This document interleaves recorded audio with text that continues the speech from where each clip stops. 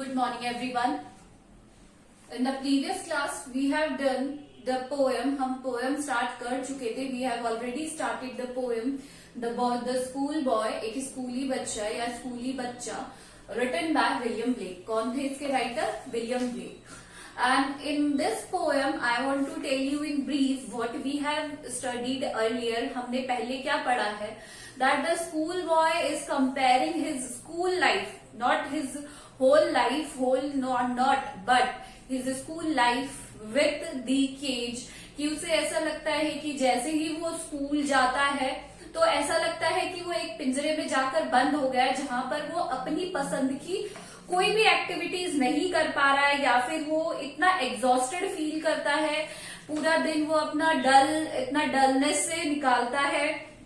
और जो व्यतीत 4-5 जो घंटे हैं, जो ड्यूरेशन है द स्कूल ऑफ, जो स्कूल के जो जितने भी घंटे हैं जहां पर उसे क्या करना होता है, अपना टाइम पढ़ाई में लगाना होता है, बट वो पढ़ाई में नहीं लगा पाता है क्योंकि उसका मन स्कूल में नहीं था। He wanted to play around in the thing, बाहर घूमना चाहता है, खेलना चाहता है, बट उसे फोर्सफुली या उसकी तबीयत ठीक नहीं है इसीलिए उसे स्कूल भेजा जाता है। And he felt very exhausted and he can neither be happy and with his book nor pleasure in sitting the class while reading the book. He has no interest what is going in the class.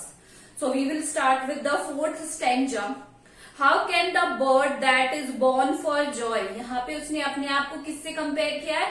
एक bird से compare किया है कि वो bird जो Joy के लिए बना है, जो खुशियों के लिए बना है, या बॉर्न टू फ्लाई है। आपने देखा होगा जो बर्ड्स होते हैं उन्हें क्या करना चाहिए, हमेशा खुले में रखना चाहिए, where they can fly freely, where can they sing freely. उसी तरीके से उसने कहा है कि एक जो बच्चा होता है उसे वो भी किसकी तरह बर्ड क्या है, जिसे born for joy, sit in a cage and sing, या वो एक केज में उसे बैठाकर उससे आप इट कैन नॉट सिंग, वो नहीं गा सकता because he was not feeling free there. How can a child when fears annoy? How can a child who is beset with angry, मतलब अगर कोई चाइल्ड बहुत ही ज्यादा गुस्से में है तो वो कैसे अपने फियर को, किस प्रकार से ग्रसित बच्चा बहुत ही ज्यादा डरा हुआ है तो वो अपने अंदर की जो क्षमता है उसे बाहर कैसे निकालेगा। But droop his tender wing and forgot his youthful spring. यहाँ पर टेंडर मतलब टेंडर विंग कैसे होते हैं, सॉफ्ट डेलिकेट विंग्स को वो फैला नहीं पा रहे हैं। And forgot his youthful spring, और इसे भूलकर अपनी जो यंग एज है उसे भी भूल जाते हैं।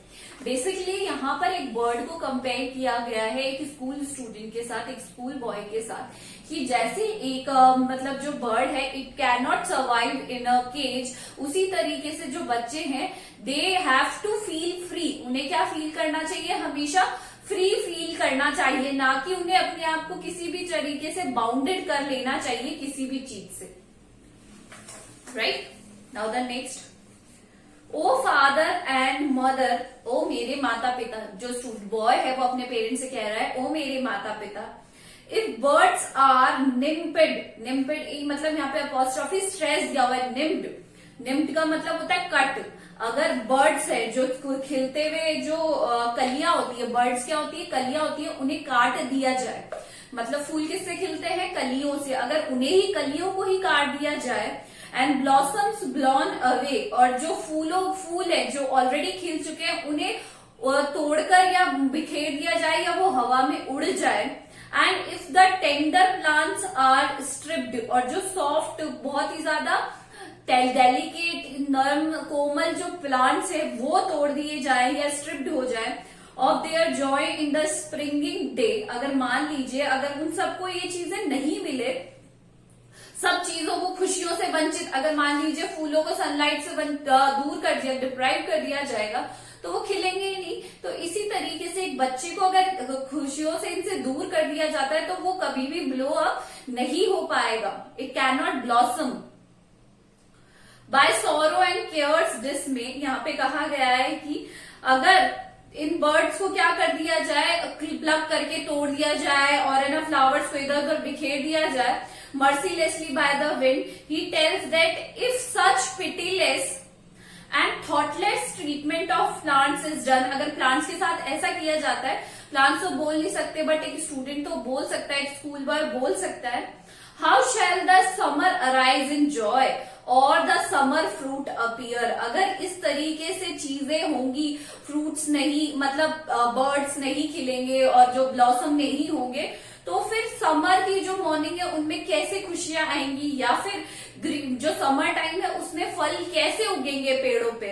मतलब इसमें बेसिकली ये कहा गया है, the moral of this story is that the student is basically, we should not impose, it is all about parents and everyone, that we should not impose anything on the students but let them grow in their way।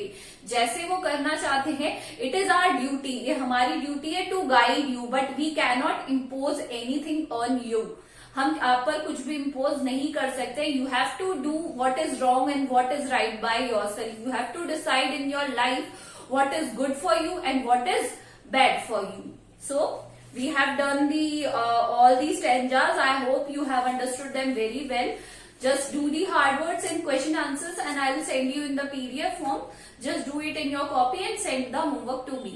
And those who are not sending the homework to me, kindly send your work as soon as possible. Thank you.